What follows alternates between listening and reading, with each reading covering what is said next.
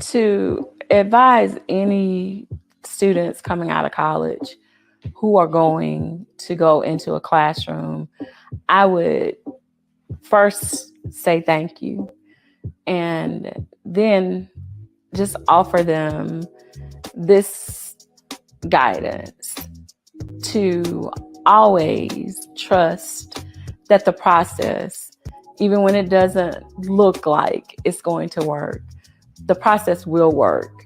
You just have to engage in what it is you are committing to do. And don't be afraid to reach out for the support that you need, because I think that so many of our young educators fall by the wayside because they don't get the support that they need or that they want or that they feel they deserve, and they do. They don't know what to ask for, and they don't know how to ask for certain things because this is brand spanking new for them. So I would encourage that new college graduate to find a school that you are just the right fit for. Build relationships with your team, with your administrators, and rely on those people to help you get through those pivotal points that can become discouraging because you are kind of unsure of what the next thing needs to be. But just to hang in there and trust that the process works if you really engage in and with that process. And just to add to what Dr. Taylor said, I definitely commend any new teacher for following your passion and coming into a wonderful profession. And we welcome all educators. The advice that I would give, or the guidance, would definitely be to make sure that you're not afraid to speak up and make sure that you're not afraid for your voice to be heard. A lot of times it's really easy to sit in meetings or sit with veteran teachers or educators and feel like they've been doing this forever. They have all of the answers. And a lot of times we do have a lot of the answers, but what we don't have are that fresh set of eyes or that new innovation. And a lot of new teachers have so many new things to offer that we're not even familiar with, but sometimes they are afraid to speak up because they feel like, oh, well, I haven't been doing this long enough, or they don't feel validated. So don't be afraid to speak up. Share your ideas. We need them. We have been doing things for a very long time in education, and we know a lot of the nuances, but your ideas may be something that could solve new problems that we're experiencing, or even old problems. So your voice is just as valuable as anyone else's that's been there for a long time. Don't be afraid to share your thoughts and ideas. I think that's so powerful because you can bring that new energy that might be just what the school needs to get to that next level. Great Saturday, everyone. Good morning, Tammy. Good morning, Sheka. Good morning, everybody. Happy Saturday. Yes, happy Saturday and welcome to episode 99 of the Real Academy. I am Dr. Sheka Houston, and my trustmate here in education, Dr. Tammy Taylor, and I, known as the Two Doctors, bring you the Real Academy every Saturday in order to pay it forward. We were school turnaround principals at the time because our schools have exited that state-sanctioned school improvement process. And what we use to exit that process is the framework, which we refer to as Create and Educate's 5 Super Strengths to Resilience framework that you see at the top of the frame here.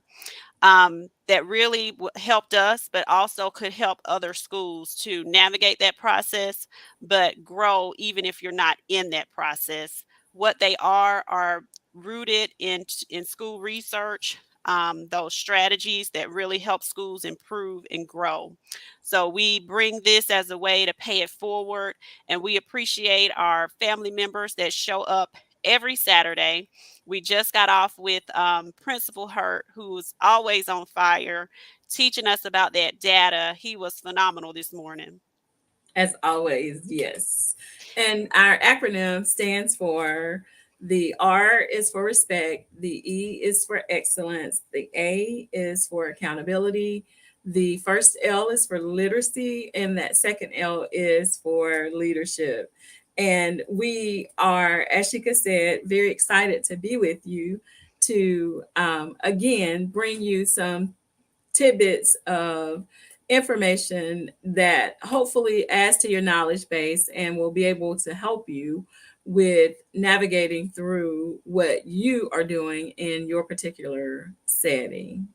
Most definitely. And shout out to our members, family members that show up every Saturday.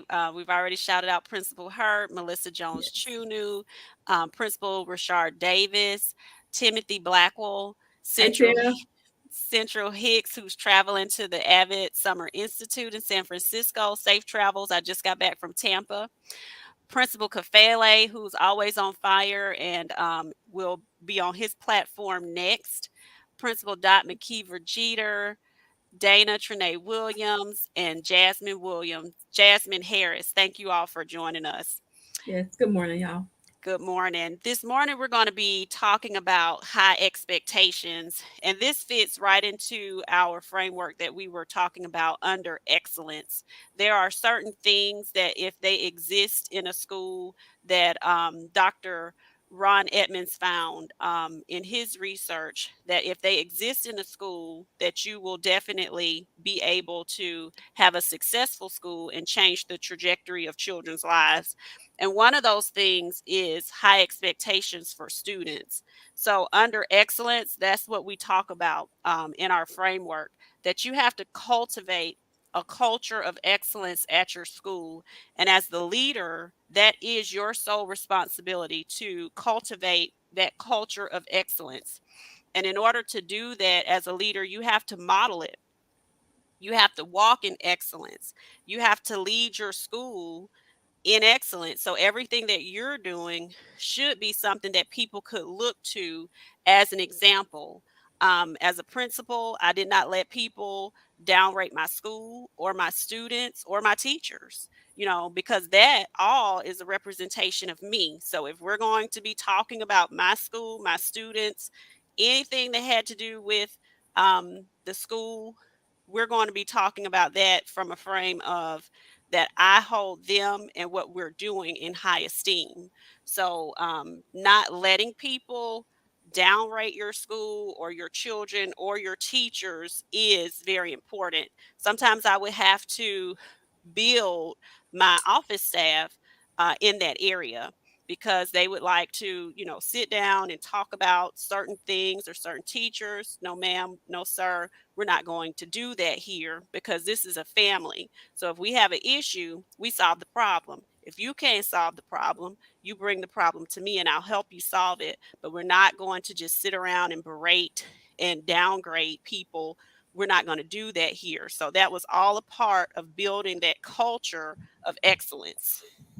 Yeah, I think that it's really important. And I think that's amazing, Shika, because, like you said, the reputation of the school is the responsibility of the leader. So whenever things are bad or they seem bad or they really are bad, because sometimes they really are bad, your Hmm. confession still has to be we are an excellent school because no matter what anybody else thinks about you, the thing that matters the most is what you think about yourself.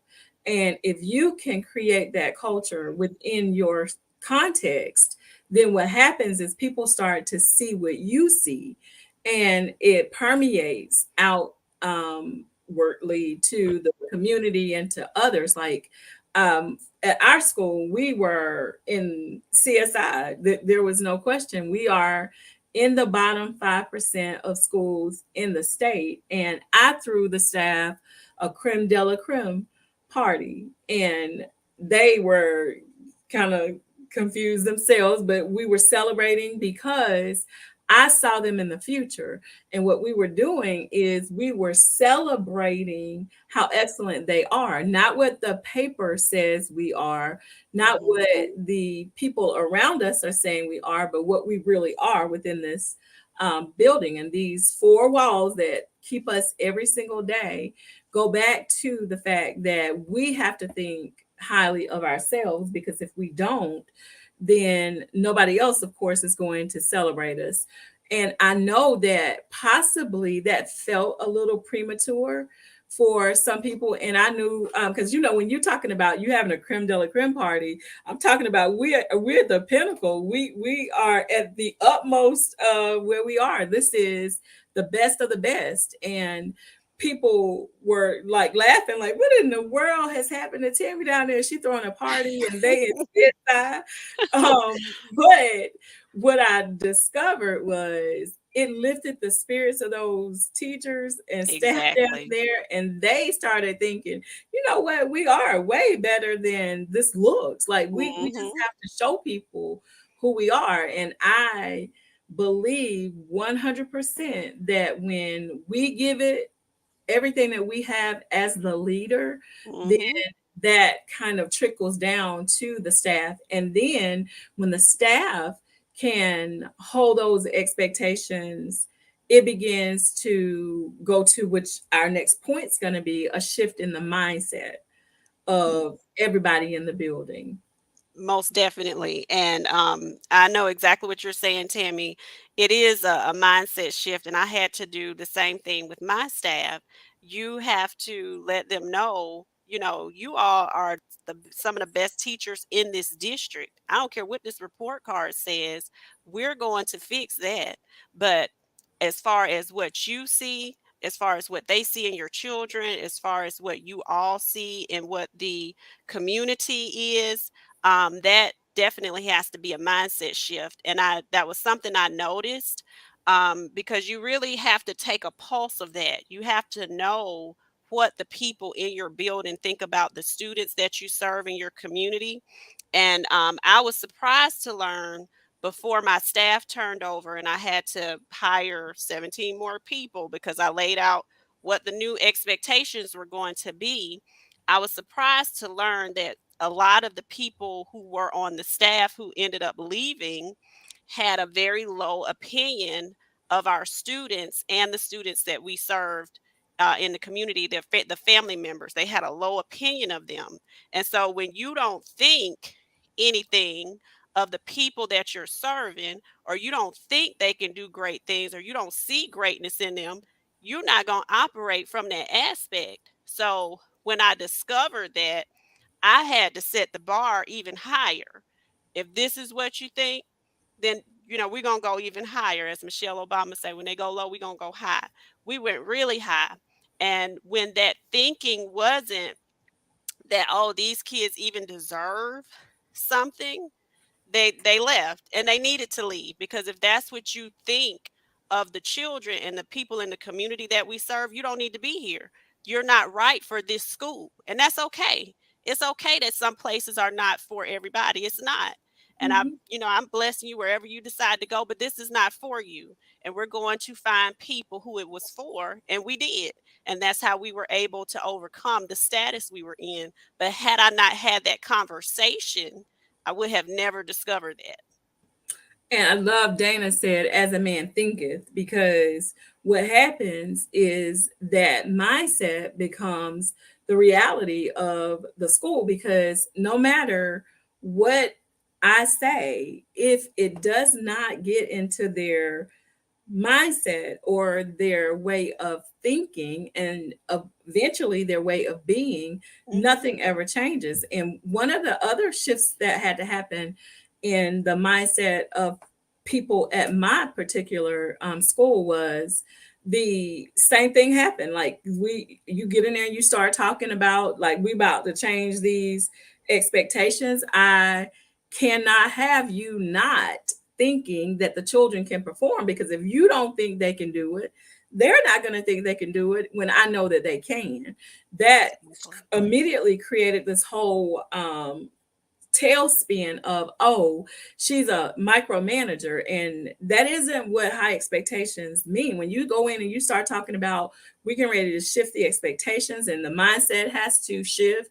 This isn't about micromanagement. This is about bringing out the best in every child. And so if you don't subscribe to that philosophy, then this probably isn't the place for you. So we had to turn over just about the whole staff to get to where we are getting at this point. But that's the thing that I think has propelled us to this next level. Another thing though that we faced was, I am a sports fanatic. I'm an avid sports fan. I like baseball, I like football, basketball, soccer, you name it. I just enjoy sports. I grew up with three brothers.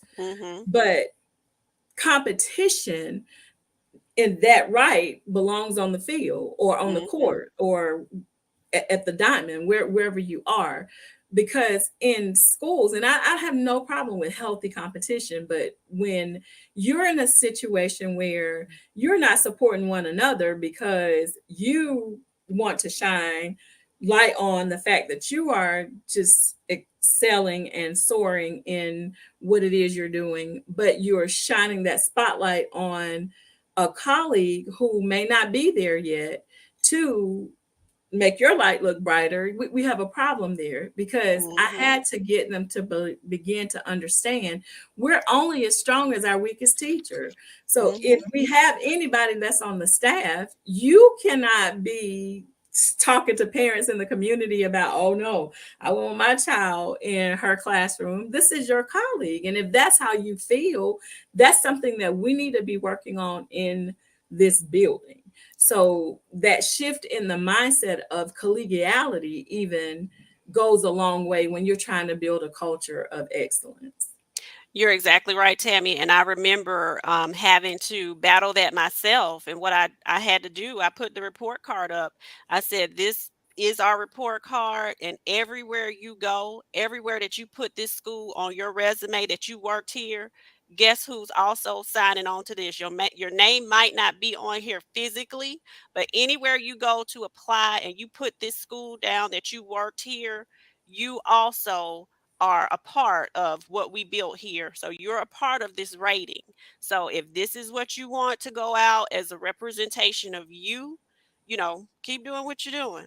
But if we're going to do something different here, if we're going to have something different represent us, we're going to have to do something that's going to have to change. And you're right, it starts with the mindset. And sometimes you have to lay it out for people like that because they can only see sometimes what they can see in their scope. But when you give them that big picture, it all became, very relevant to everybody. Like you said, this is our school. This is our rating. Yes, and I put that report card up too, Sheka, and I put a highlight over my name because that was a big thing for me. Like, this has my name on it, but guess That's what? right. Guess who else's name is on here? And I on the side of it, I wrote every one of them. Everybody in the room name was on the report card when we finished Oh, I because love this that. belongs to all of us. I love that. And when you're building people, a lot of times when you're building this culture, you have to have these group conversations that Tammy and I are talking about, but you also have to have individualized conversations. Because if you've been on with us before, I've talked about how my first major in college was psychology. When you have that group dynamic, a lot of people feel like, oh, she ain't talking to me. No, that ain't for me. They're not that she talking to somebody else. No, you gotta let the I'm people talking to know you. who you talking to individually as well. So group conversations are great, but sometimes you also need to get down into the weeds, into the nitty gritty, and have those individualized conversations as well. When you really are trying to grow your people and take them to the next level, it's a requirement. Exactly. So when we're talking about that now at first from the leadership aspect with high expectations and excellence, and now we're going to look at the classroom. Sometimes I had to really take away some of the excuses that existed for people as far as high expectations were concerned. And you have to do that a lot when you're talking about schools of promise. So the thing that they would say is, oh, well, the students won't bring materials to class. Okay, let's remove that barrier. I took my Title I money, and we had a room full of supplies, notebooks, pencils, paper, um, crayons, colored pencils, scissors, anything you could think of. It almost looked like Walmart. For a classroom, you could go in there and get it. So now we don't have that excuse. They won't bring pencils or whatever to class. Now we got it. Okay, what's next? Okay, they won't take notes. Okay, students and children will do whatever you expect them to do. There's no such things as children won't.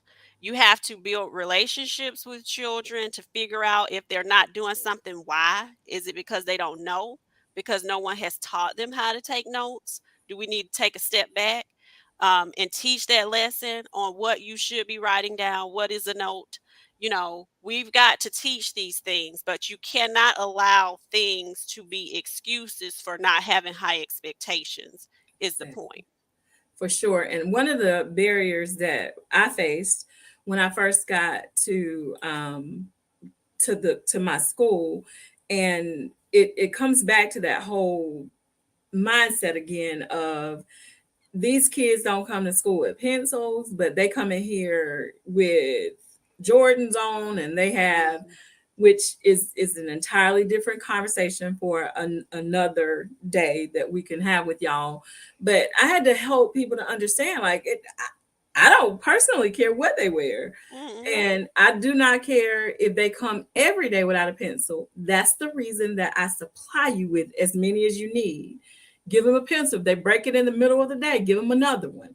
Until we get them to understand, you have to take care of the classroom materials. One other difficult conversation I had to have, and there had to be a shift in the mindset, which was, in the opinion of some teachers, me going against my high expectations as a way of being at our school.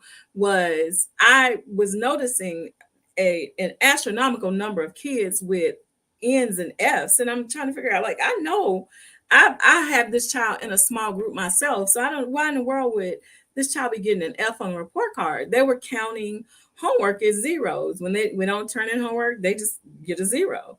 And so I had to start talking with the teachers about, like, what kind of sense does this make? Like, well, they never do their homework. They never bring in anything. They're never prepared, which is something that we need to teach them how to do. But what we're not going to do is penalize children for not doing homework. Now, I want you to allow them to practice, but we're not going to have their report cards reflect, especially with these kids in third grade. Like, I mean, come on, you're talking about a situation where it's almost the obligation of the parent to help children when they're their age, or to make sure that homework is being done. We're not about to do this. And so it took some coaching from me too, to help them to understand, like, let's put first things first. Like, what's really important, that this child knows this content, and we know that this child knows what you taught them, or that they didn't do their homework at home. Exactly. And that was a shift in my building as well. But we are at our time. So we Okay. are going to make sure that we allow everybody to jump on over to Principal Kafele. We are a part of the Fantastic Four. So we will also be at Black Educators Rock, as Principal Hurt stated.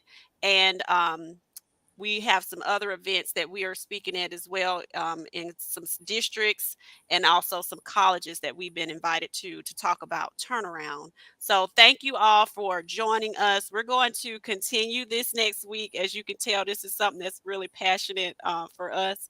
So we're going to continue next week, and hop over to Principal Kafele's page with us next. Join us, please. Have a great Great rest of Saturday. your day. Thank you, everyone.